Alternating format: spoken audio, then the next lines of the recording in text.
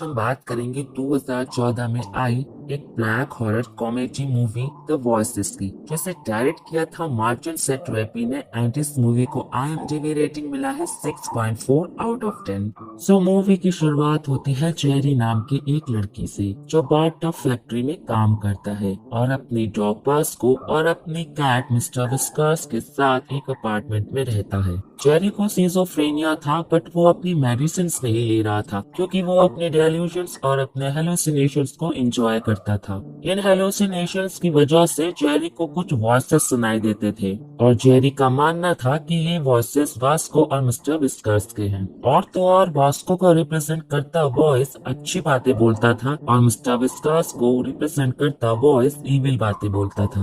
और दोनों voices actually में जेरी के कुछ और इविल साइड को दर्शाते हैं। फिर नेक्स्ट सीन में जेरी ऑफिस में एक फियोना नाम की लड़की को डेट पर चलने के लिए पूछता है बिकॉज जेरी को फियोना पर क्रश था। लेकिन डेट वाली रात फियोना अपने ऑफिस के फ्रेंड्स लीजा और एलिसन के साथ कैरियोकी पार्टी में चली जाती है और जेरी बेचारा फियोना का वेट करते करते दुखी हो जाता है। पार्टी के बाद फियोना की कार स्टार्ट नहीं होती और रास्ते में फियोना को जेरी ड्राइव करते हुए मिलता है। फिर जेरी फियोना को लिफ्ट देता है, लेकिन कुछ दूर जाने पर जेरी की कार का एक हिरन के साथ एक्सीडेंट हो जाता है। हिरन बुरी हालत में होता है और उसे देख जेरी हेलुसिनेट करने लगता है कि हिरन अब अपने दर्द को खत्म करने के लिए जेरी को उसे मारने के लिए कह रहा है। इसलिए जेरी हिरन को चाकू की मदद से मार देता है, जिसे देखकर फियोना काफी डर जाती है और जंगल की तरफ भागने लगती है। जेरी उसके पीछे जाता है और उसे समझाने की बहुत कोशिश करता है, लेकिन वो गलती से फियोना को अपनी चाकू से ही स्टेप कर देता है।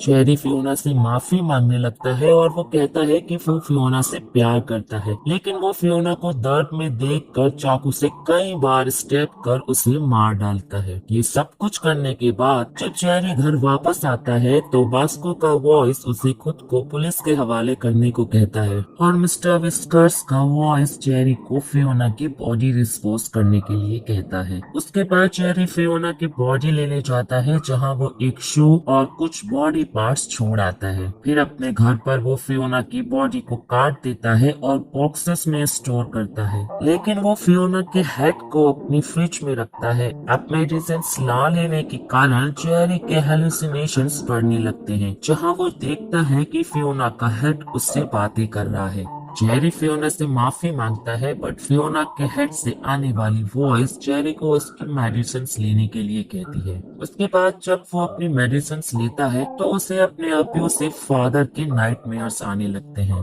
जेरी अब नींद से उठता है तो उसके हेलुसिनेशंस बंद हो चुके थे और वो नोटिस करता है कि उसके पेट्स अब उससे बातें नहीं कर रहे हैं। इतना ही नहीं, वो देखता है कि उसका घर कितना गंदा पड़ा हुआ है और चारों तरफ खून के दाग लगे हुए हैं। जेरी फियोना का हेड देखता है जो कि अब स्मेल करने लगा था। ये सब देखकर जेरी घबरा जाता है और अपने पिल्स फेंक देता है, जिसकी वजह से उसके हेलुसिनेशंस दोबारा शुरू हो जाते हैं और जेरी को लगता है कि उसकी लाइफ वापस से नॉर्मल हो गई है। अब फियोना के हेड से आने वाली वॉइस जेरी को फिर से खून करने के लिए कहती है, क्योंकि फियोना के हेड का कहना था कि वो फ्रिज में अकेले पड़े बोर हो रही है, उसे एक फ्रेंड की जरूरत है। तो जिस कंपनी में जेरी काम करता था वह लीजा नाम की एक एम्प्लॉय जेरी को लाइक करती थी। जेरी लीजा से क्लोज होना शुरू हो जाता है। वो उसे एक डेट पर लेकर जाता है और वो डेट के बाद लीजा को अपने बचपन के घर पर ले जाता है, जहाँ जेरी की स्टोरी फ्लैशबैक में जाती है और हमें ये बताया गया है कि जेरी की मॉम भी एक सिजोफ्रेनिक थी और उन्हें हॉस्पिटल में एडमिट किया जाने वाला था, लेकिन वो हॉस्पिटल नहीं जाना चाहती थी, इसीलिए वो सुसाइड अटेम्प्ट करती है लेकिन कामयाब नहीं हो पाती। तब जेरी की मॉम जेरी को उन्हें मारने के लिए कहती है ताकि उनकी सफरिंग खत्म हो जाए। फिर जेरी जो कि एक छोटा बच्चा था अपनी मॉम के कहने पर उन्हें मार देता है। उसके बाद पुलिस को वहाँ डेड बॉडी मिलती है और साथ में जेरी भी मिलता है। उसके बाद चेरी को करेक्शन इंस्टीट्यूशन में एडमिट कर दिया गया था। अब प्रेजेंट में चेरी ये सब सोच कर रोने लगता है और लिसा उसे कंसोल करती है। फिर वो दोनों लिसा के घर जाते हैं और चेरी अपनी नाइफ उसी बचपन वाले घर छोड़ आता है। वैसे तो चेरी लिसा को मारने के लिए आया था, लेकिन लिसा का उसकी तरफ अच्छा बर्ताव देखकर वो अपना इरादा बदल देता है। उसके बाद एक रात लिसा चेरी को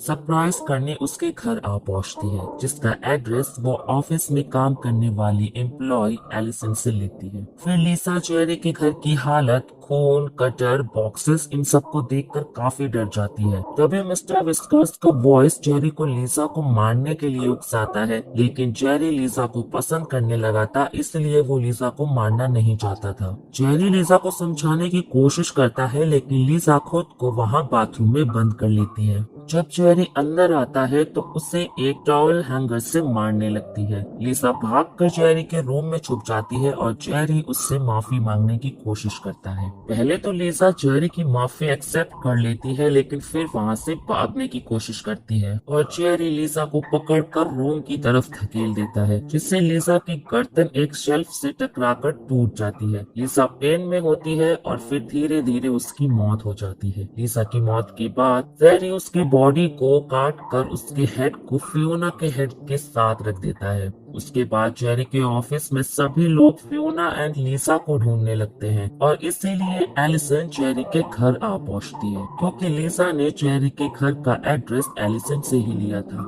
फिर जब एलिसन चेरी के घर आती है तो चेरी के हेलुसिनेशंस इतने बढ़ गए थे कि वो तुरंत ही एलिसन को मार कर उसका भी हेड अपने फ्रिज में रख लेता है। चेरी अब अपनी आदतों से खुद भी परेशान हो गया था, इसलिए वो अपनी डॉक्टर वॉरेन से सब कुछ कन्फेस करता है। डॉक्टर वॉरेन ये सब सुनकर पुलिस को कॉल करने की कोशिश करती है, जिससे चेरी वॉरेन को बांध कर ले जाता है। फिर चेरी उनसे मदद मांगता है। डॉक्टर वॉरेन उसे काम करने की कोशिश करती है और उसे समझाती है, जिससे चेरी को कुछ अच्छा महसूस होने लगता है। उसके बाद चेरी के ऑफिस से दो लोग उसके अपार्टमेंट पहुंचते हैं। बास्को इसी बीच घर से भाग जाता है और चेरी के घर की बुरी हालत देखकर वो लोग पुलिस को कॉल करते हैं। कुछ देर बाद चेरी अपने घर आता है और डॉक्टर वॉरेन को भी अपने साथ लाता है। इसी बीच पुलिस भी वहां आ जाती है और चेरी अपने घर के बेसमेंट में जाकर छुप जाता है। चेरी बहुत डरा हुआ था और गलती से वो एक गैस पाइप को तोड़ देता है। फिर पुलिस को डॉक्टर वॉरेन मिलती है और उन्हें बाहर निकालने के बाद अपार्टमेंट में एक एक्सप्लोजन होता है, जो कि गैस पाइप के टूटने की वजह से हुआ था। चेरी को एहसास होता है कि वो किसी खतरे में है। तभी चेरी को बॉस्को और मिस्टर विस्कर्स के वॉइसेस सुनाई देने लगते हैं।